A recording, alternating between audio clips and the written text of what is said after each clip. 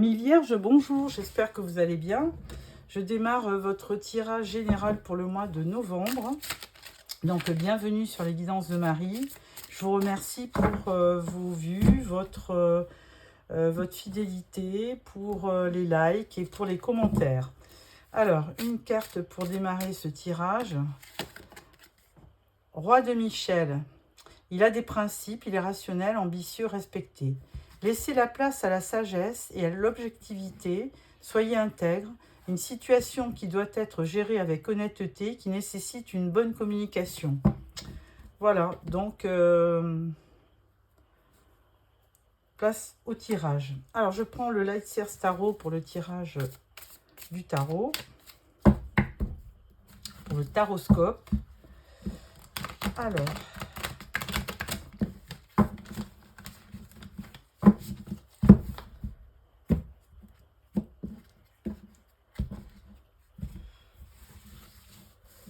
tirage en 9 cartes.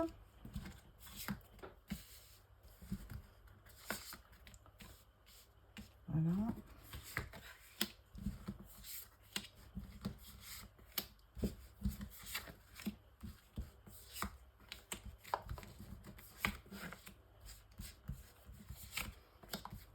Voilà.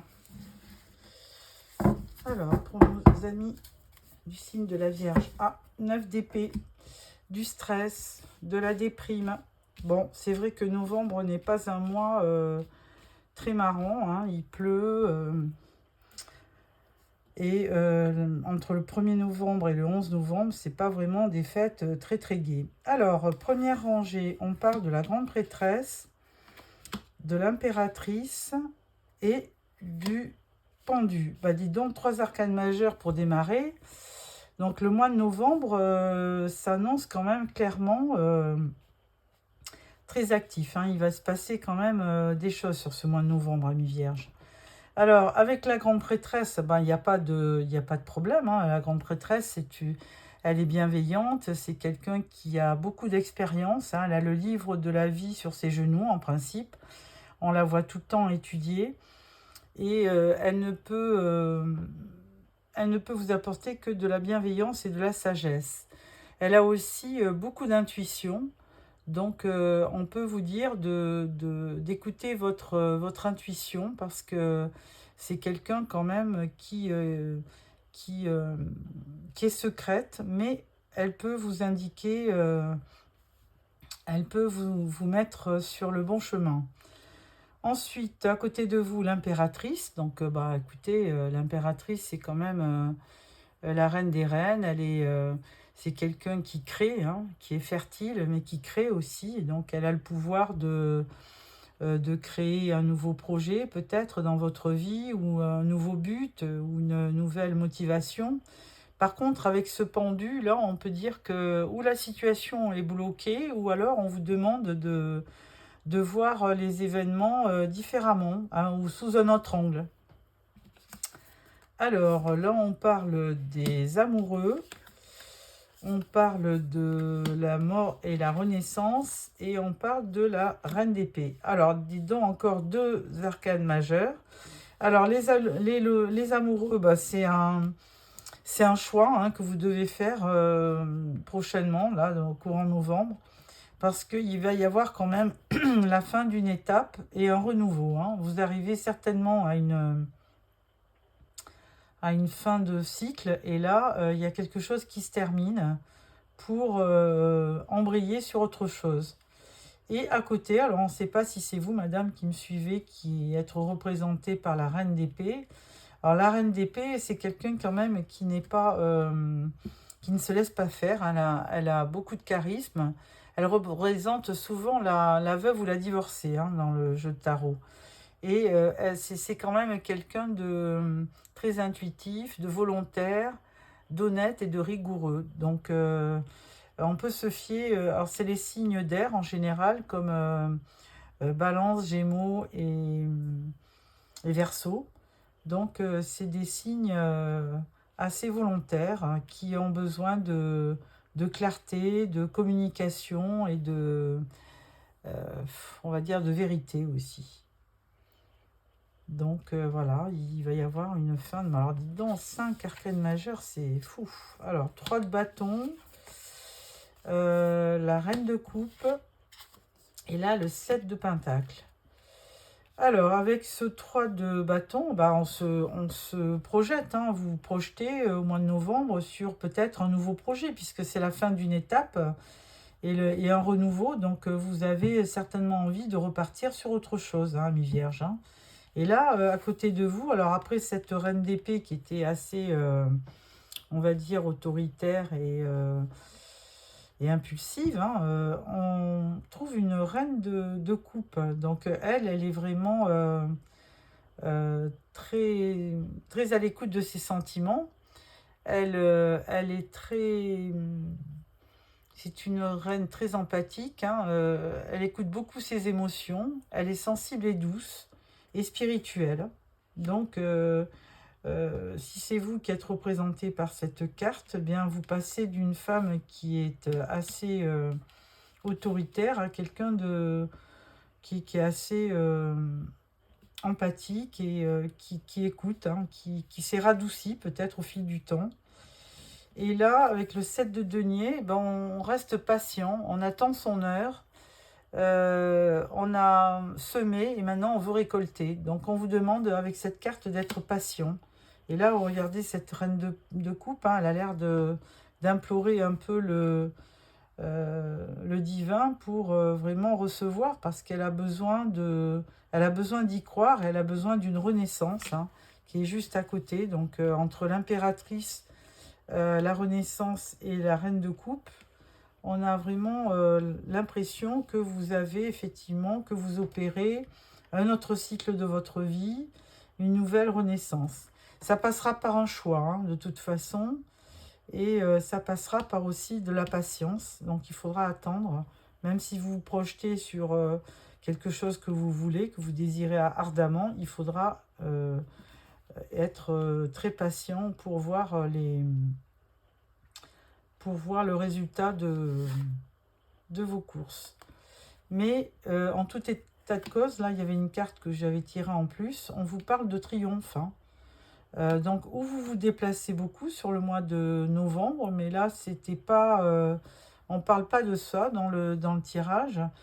On parle plutôt d'un projet, de quelque chose, d'un renouveau, hein, d'une renaissance. Et là, on vous dit que vous allez triompher. Ça va être un succès. Donc, ce que vous allez réussir, ce que vous souhaitez avec ce chariot. Alors, je vais compléter le tirage avec le tarot doré pour voir, pour accompagner ou pour compléter certaines cartes, dont le pendu. Alors, le pendu, pourquoi le pendu? On parle de l'empereur à côté. Donc, on avait déjà l'impératrice et là, on a l'empereur. Alors, au début, j'aurais bien cru que c'était peut-être un tirage axé professionnel. Et là, étant donné qu'on a un couple, je serais plus... je pencherais plus pour pas un problème de couple, hein, mais pour un redémarrage, peut-être une renaissance dans votre couple, quelque chose qui repart, parce que vous avez étudié un petit peu la situation et que vous voulez, d'où cette métamorphose de la reine d'épée qui passe à la reine de coupe. Hein. Vous avez vraiment besoin, vous lâchez prise, hein, pour vous retrouver dans une reine qui vraiment a besoin d'amour et a besoin de réconfort. Et en plus, vous avez quand même dans votre tirage les amoureux. Donc, c'est un signe aussi de tirage plutôt axé sur le sentimental, hein, je dirais. Donc, voilà. Bon, un très beau tirage parce qu'à la fin, de toute façon, vous avez le triomphe. Alors, on va mettre quand même une carte sur les amoureux, là, tiens. Alors, sur les amoureux, on vous parle du roi d'épée qui est assez, justement, qui se retrouve être le conjoint de cette reine d'épée. Donc, il y a bien un couple, hein, on vous le rappelle à chaque fois. Donc, il y a vraiment C'est vraiment un tirage axé sur, peut-être que vous vous posez des questions actuellement. D'ailleurs, on le voit avec cette grande prêtresse hein, qui a les yeux fermés, comme si elle méditait. Donc, elle se pose des questions sur son couple, bien forcément. Hein, elle s'interroge. Et là, entre la fin et le renouveau, voilà, elle a envie, vous avez envie vous avez envie d'un nouveau départ. Et l'As d'épée vous le confirme. Hein. As d'épée, c'est un flash de lucidité. C'est quelque chose qui arrive. C'est une solution potentielle pour retrouver cette unité de couple. Hein, donc, vous avez vraiment envie d'y croire et de repartir sur de nouvelles bases. Hein, d'où cette renaissance. Alors, 3 de bâton, on se projette avec un 4 de denier. Donc le 4 de denier, lui, c'est vraiment aussi, vous avez peur de manquer, donc il vous faut effectivement une assise financière. Donc vous vous projetez certainement peut-être dans le domaine professionnel. Et puis vous êtes assez patient pour récolter. Et là, qu'est-ce que vous dit cette reine de coupe? Cette reine de coupe, elle vous dit valet de denier. Donc là, il y a beaucoup effectivement de pentacles, hein, donc on reste dans la carrière, dans les rentrées d'argent. Hein, valet de denier, lui, c'est un valet qui doit se perfectionner dans un domaine. C'est quelqu'un de prévoyant aussi, et peut-être un étudiant. Enfin, toujours est-il, c'est plus dans l'aspect matériel, concret, hein.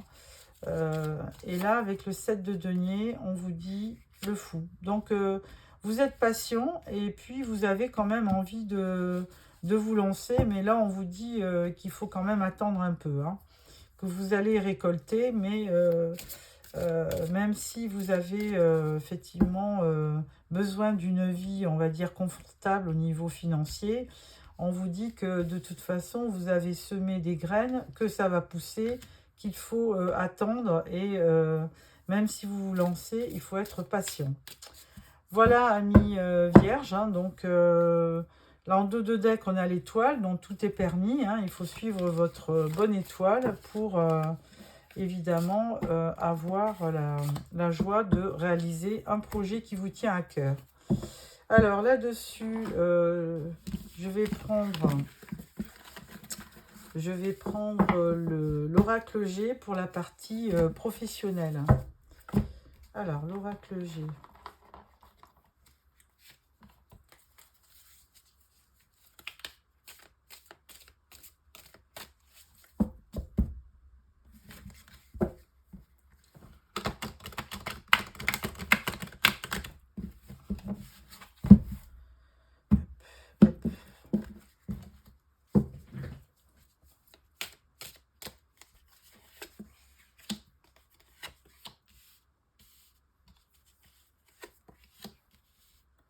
Un, 2, 3, 4.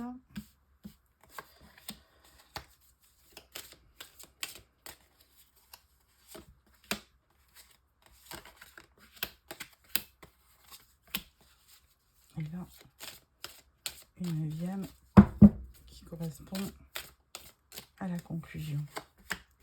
Voilà pour le professionnel. Et là, on parle de l'automne. Alors, première rangée, on parle d'évolution. On parle de petites disputes, hein, pas trop grave parce que la pointe est vers le bas. Là, on parle de questionnement et on parle du printemps. Alors, ensuite, on parle de la chauve-souris, du lynx. On parle d'un établissement et on parle de la fin. Oui, voilà. Il y a une fin, il y a un renouveau, un petit peu comme la carte de la mort, carte 13 dans le tarot. Et en conclusion, il y a une belle évolution, une belle transformation. Voilà ce qu'on peut dire. Il y a une évolution, mais alors attention, il y a peut-être une évolution qui ne sera pas sans mal. Hein. Il y aura certainement des obstacles et des contretemps, des questionnements. Alors peut-être que ça durera peut-être un peu jusqu'au printemps. Par contre, attention, vous pouvez subir une perte d'argent. Il y a une perte d'argent ou un abus de pouvoir.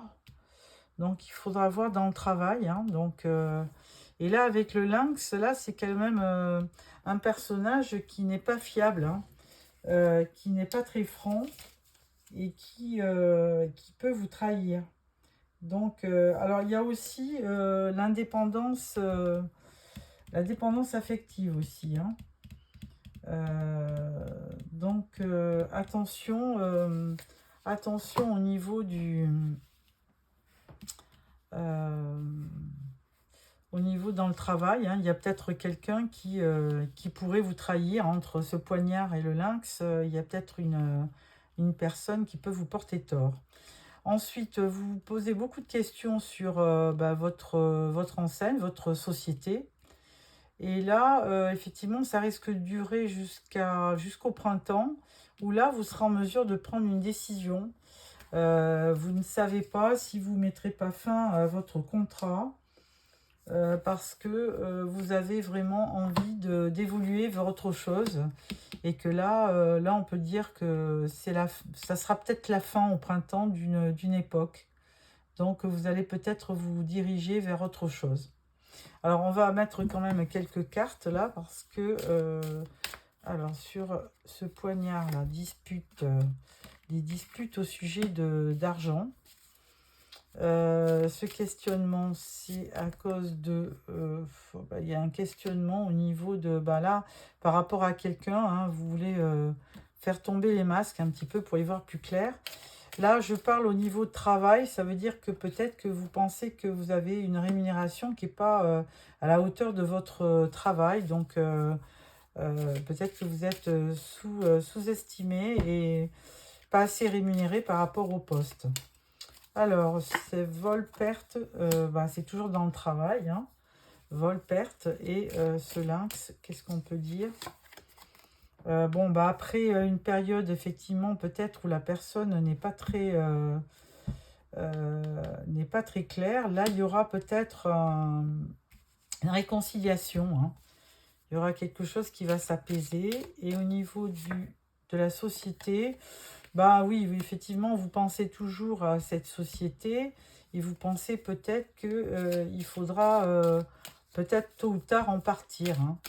Alors, avec la croix, là, on vous dit, vous êtes toujours motivé, mais il faudra peut-être penser à voir ailleurs parce que vraiment, vous pensez que vous n'êtes pas assez rémunéré dans ce travail. Mais toujours est-il que même dans votre société, vous arborez le résultat, c'est que là, on pense peut-être à vous pour une promotion, parce que là, vous évoluez bien. Et là, on vous dit contrat. Il y a un nouveau contrat à l'appui. Voilà. Voilà ce que je peux dire dans le travail. Donc, il y aura quand même, ça va bouger, amis vierges, dans votre société. Alors, pour le relationnel, je prends l'oracle des miroirs.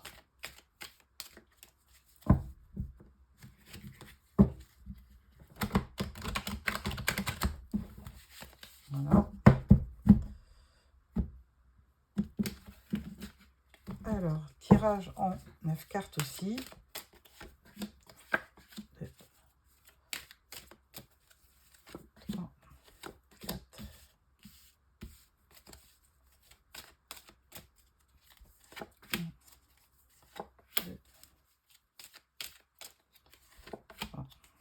4, 9. Et en dos de deck, on parle d'enfermement. Alors, au niveau relationnel, qu'est-ce qui se passe? On parle d'un cadeau, on parle d'une femme, on parle de projection et on parle de joie. Bon, apparemment, vous vivez avec quelqu'un ou vous connaissez quelqu'un avec qui vous vous projetez. Hein. Et là, vous pensez vraiment carrément au mariage, on dirait. Donc, vous avez besoin d'être serein, tranquille. Bon, vous n'écoutez pas trop les blabla, les potins. Hein. et vous consacrez à vos amitiés et vous prenez le temps d'être heureux avec votre conjoint ou votre ami. Et là, on parle de correspondance. Bon, bah écoutez, on ne parle pas du tout d'enfermement. On va mettre une croix quand même sur cette femme. Est-ce que c'est vraiment... là, on parle d'enfant. La joie. Ah, la joie, attention, il peut y avoir des accusations sur les paroles. On peut voir une séparation. Au niveau des amitiés, il y a un retour à l'équilibre. Et sur le temps, on parle de bouclier. Vous voulez vous protéger. Donc, voilà. Il n'y a rien qui ressort véritablement hein, de... bon, il y a cette histoire de séparation, là, mais par contre, je pense pas que ça soit dans votre couple, à moins que les accusations, là, ça soit quand même au sein de votre couple et que là, on parle de séparation, mais pourtant non, parce que là, vous vous aimez, donc il n'y a pas de lien... Peut-être que, oui, voilà, il y a certainement des gens autour de vous qui peuvent être jaloux de votre entente et qui peuvent aussi porter des accusations pour vous faire séparer. Ça pourrait être le cas. Au niveau correspondance, on parle de rêve et on parle de choix. Bon, écoutez, il y aura quelque chose que vous allez apprendre sur le mois de décembre. Il y a un retour. Il y a un retour par rapport à une naissance. Bon, rien de particulier sur ce tirage relationnel. Sinon que vous vous projetez dans votre famille et que ça se passe relativement bien malgré des petites médisances autour de vous. Voilà pour le tirage relationnel. Je vais vous sortir une carte du voyageur sacré. Et là, on vous dit trouver un sanctuaire, s'ouvrir à sa source spirituelle. Ensuite, on vous dit apprécier le voyage au gré de la route. Et on vous parle du territoire inconnu. Vous êtes exactement là où vous devez être. Bon, bah écoutez, on termine là-dessus. J'espère que ce tirage vous a plu.